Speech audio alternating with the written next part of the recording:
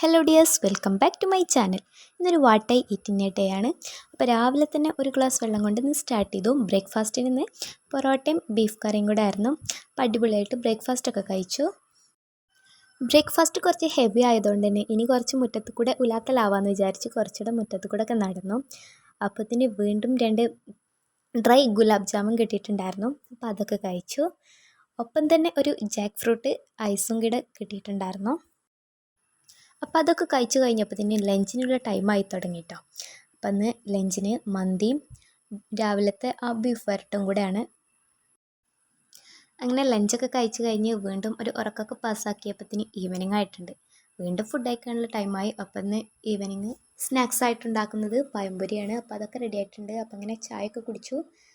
പിന്നെ ഒരു 6 മണിയൊക്കെ ആയപ്പോൾ മാങ്ങ കൊണ്ടുവന്നിട്ടുണ്ടായിരുന്നു. അപ്പോൾ അതൊക്കെ കട്ട് ചെയ്തിട്ട് അതൊക്കെ കഴിച്ചു. പിന്നെ കുറച്ച് സമയത്തിന് ഡിന്നർ കഴിക്കാനായിട്ടുണ്ടായിരുന്നു. ഡിന്നറിന് വീണ്ടും ഉച്ചക്കത്തെ സെയിം മന്തിയായിരുന്നു. അപ്പോൾ അത്രയൊക്കെ തന്നെ ഉള്ളൂ ഇന്നത്തെ what I eating day. Thanks for watching.